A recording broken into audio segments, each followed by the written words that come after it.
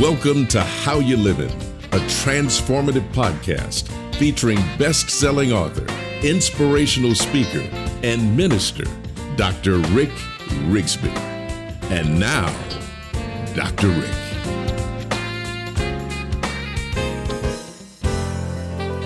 Hello, friends. Thanks so much for listening.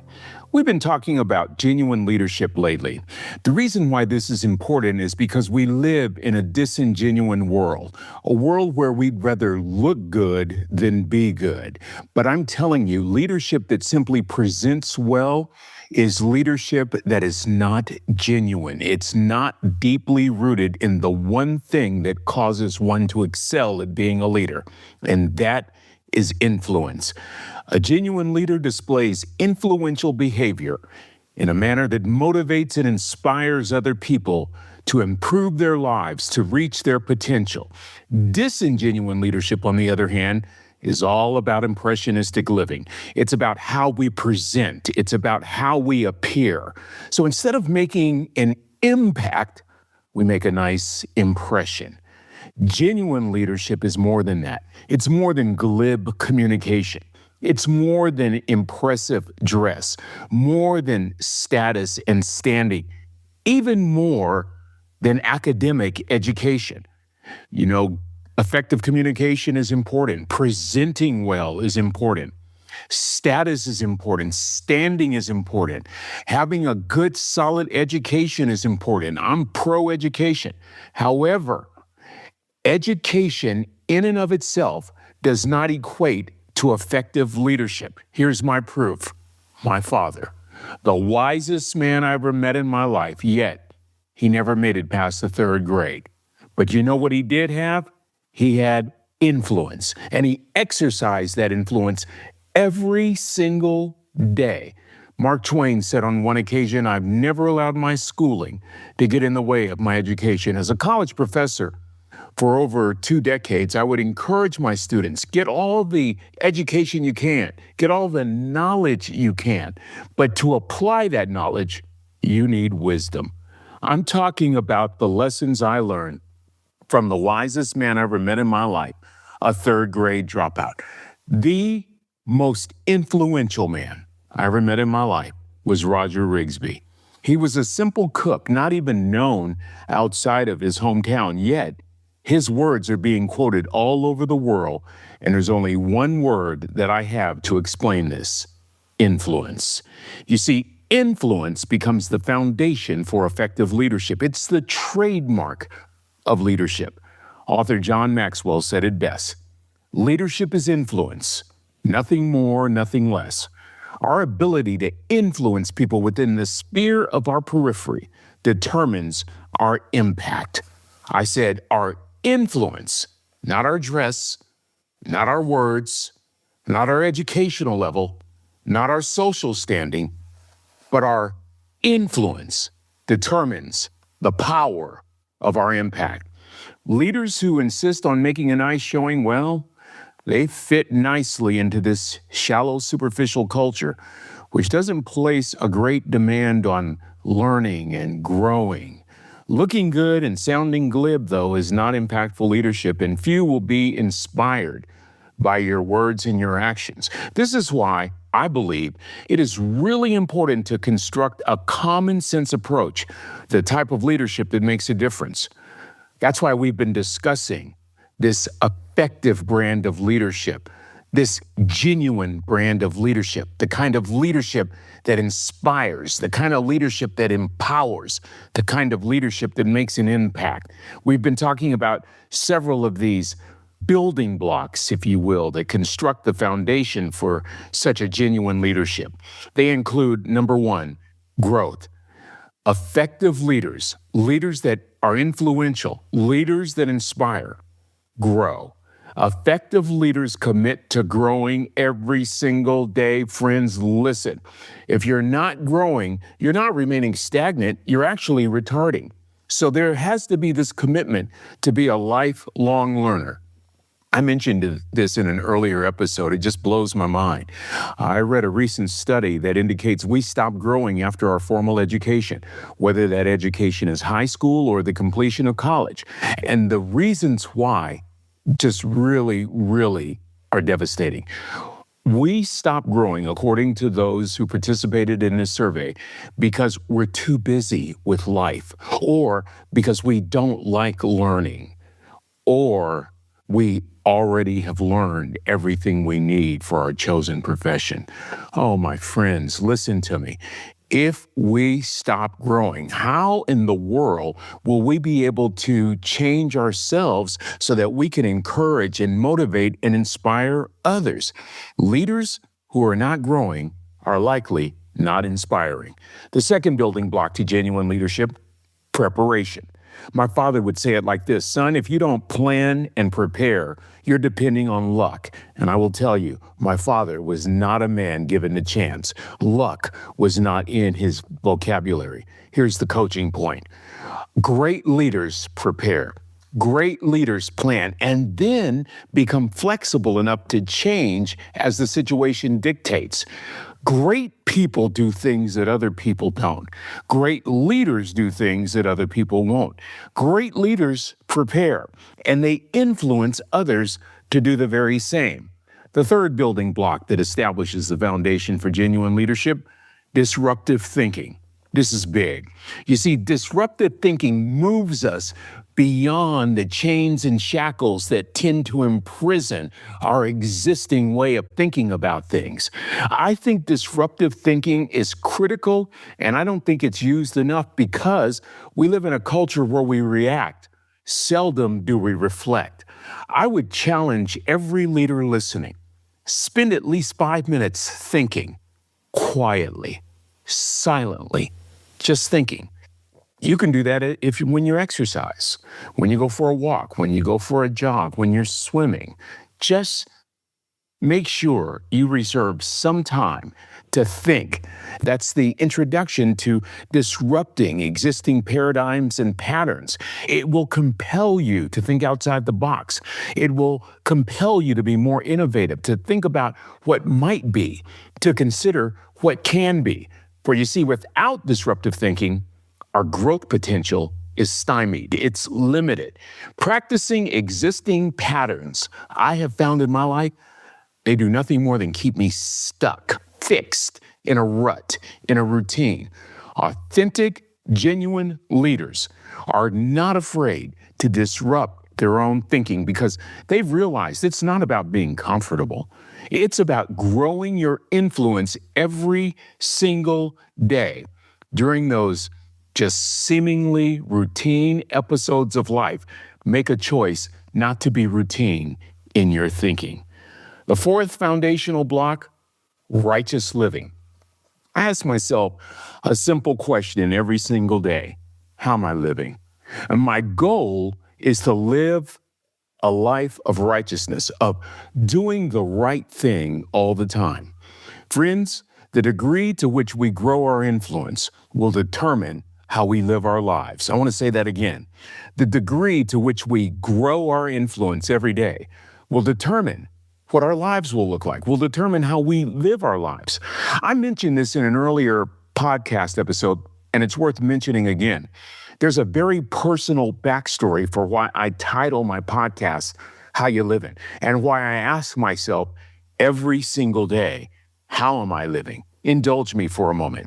You see, righteous living is doing the right thing all the time.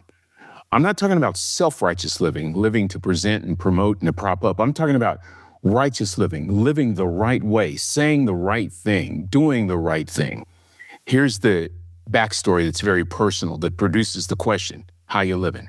It all has its genesis back in 1974 when I met Trina, who would eventually become my college sweetheart and would eventually become my wife. We start our professional careers in Northern California. She's a labor and delivery nurse. I'm a television reporter. We would eventually have a couple of children, and we're living this fairy tale life until Trina finds a lump in her left breast. 6 years after that diagnosis, me and my 2 sons walk up to mommy's casket, and I'll spare you the details of devastation and make my point. Just a couple of days before Trina passed away, 2 days to be exact, she was in pretty bad shape. And I was sitting next to her, and I noticed tremendous hope in her eyes. And then she said the words that would live with me to this very day, some 30 years later, words that really firmly established my leadership mantra. This is what a dying wife said to me. She said, "Ricky, it doesn't matter to me any longer how long I live. What matters to me most is how I live." You know what's interesting, friends? Although Trina's body was failing, although the outlook was dire, although she only had hours to live, she chose quality over quantity. She chose her words carefully, and she modeled a gold standard of behavior, even in the most difficult of situations. Trina had hope to the very end, despite her circumstances. I could see it in her eyes. I could hear it in her words that she was committed to the very end to doing the right thing, encouraging me to someday remarry, something I didn't want to hear at the time, encouraging me that our sons needed a mommy, something that I didn't want to hear at the time. She died with dignity. Oh, what a leadership lesson. What's the lesson? How one exits a situation, whether a job or whether this earth, how one exits a situation speaks volumes about their character. Ricky, as she was exiting, it doesn't matter any longer how long I live. What matters to me most is how I live. I'm talking the stuff that makes a gold standard. I want to ask you a question. Do you have a gold standard in your life when it comes to your leadership? Do you have a gold standard in life when it comes to your personal relationships, your personal life? Do you have a gold standard? Here's a better question. What is the goal of your leadership? Here's an even better question. What drives that goal every single day? I want you to take a few days, write these questions down and think about them. Spend 5 minutes a day in thoughtful reflection. First question, do you have a gold standard in your leadership? Second question, what's the goal of your leadership? Third question, what drives that goal every single day? I'll use myself as an example so that you don't feel like you're answering questions that might seem mysterious. Let me use myself as an example. As the Apostle Paul would say, not saying that I've attained this gold standard, but I press on every single day to that higher calling. Here's my gold standard. Christ, my example, the one who lived righteous and holy every day. See, in a practical sense, Jesus was the ultimate leader to me on earth. He grew his influence every day as a leader. How did he do that? He met people exactly where they were. I'm thinking right now about this woman that he met, and she was so ashamed of her lifestyle, she bent down, she was on the ground, and Jesus ushered others away and simply bowed and got on her level and communicated with her on her level. That's a great leader. Great leaders meet people where they are. Jesus loved people, regardless of their status or their standing or their class. Jesus served people without expecting to be served in return. Jesus encouraged people and empowered people. He offered comfort to the hurting. He offered hope to the helpless. And perhaps the epitome of righteous living, Jesus, knowing the evil motives of those who conspire to do him harm, he loved and served them regardless. Living the right way, living above the fray of feelings, living beyond the parameters of revenge and malice and strife, living a life of righteousness grows your influence. So, as we close this particular episode, I want you to try a few things. Just try these simple things. I see them in the life of Christ. I saw them modeled on this earth by my Father. Try these things. Be kind to people. Mother Teresa said on one occasion, "Be kind to people even if they're not kind to you." Try this one. Be a peacemaker whenever possible. Choose peace, not division. Next, resist the temptation to even the score. Boy, that's a big one. Resist the temptation to even the score. Next, seek what's best for those you lead. That's an honorable leader. Seek what's best for those that you lead. Next, coach people as opposed to criticizing and condemning them. That's an effective leader. Next, evaluate people rather than judging them. Oh, I like that. I like that. And finally, make every effort to offer people a helping hand. You talk about a leader that grows his influence. You talk about a leader that grows her influence. I'm thinking about a simple story from the life of John Wooden. You remember John Wooden, the basketball coach at UCLA. He won 10 national championships, 7 in a row.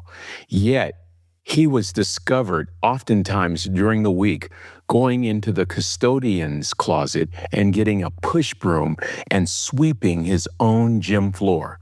What are you saying, Rick? You want to grow your influence? Find your broom. I'm talking about a genuine leadership. Aristotle, the great Aristotle, would say it like this: "You are what you repeatedly do. Therefore, excellence ought to be a habit, not an act." My father would say it like this: "How you do anything is how you do everything." A dying wife would say it like this: "It doesn't matter to me any longer how long I live. What matters to me most is how I live." I'm talking about righteous living, friends. Living a life with a goal standard, the kind of standard that will grow your influence so you're inspiring others by making an impact every single day. I'm not talking about a perfect leader. I'm not talking about a leader that everyone likes. Perfection and likes, that's not the goal. Impact is the goal. And as we live righteously each and every day, even during the seemingly mundane ebbs and flows of life, we'll empower people, we'll encourage people to be better, we'll inspire them to soar higher, to reach farther, we'll impact them to be better people in every single area of their lives. For you see, righteous living is contagious. Righteous living is inspiring. Righteous living is powerful. It's transformative. Righteous living is influential. Righteous living is impactful. Righteous living on the part of a leader changes organizational culture in powerfully profound ways. Simply doing the right thing the right way all the time. Well, that's going to do it for this episode. Until we meet again, this is Dr. Rick, asking the most important question I can ask: how you living? Are you ready to make an impact in your world right now? Do you want to stop existing and start living your best life right now? Dr. Rick wants to give you the first chapter of his best-selling book, Lessons from a Third Grade Dropout, absolutely free. Just go to www.rickrigsby.com/free gift to get the print or audiobook right now. This is thepodcastfactory.com.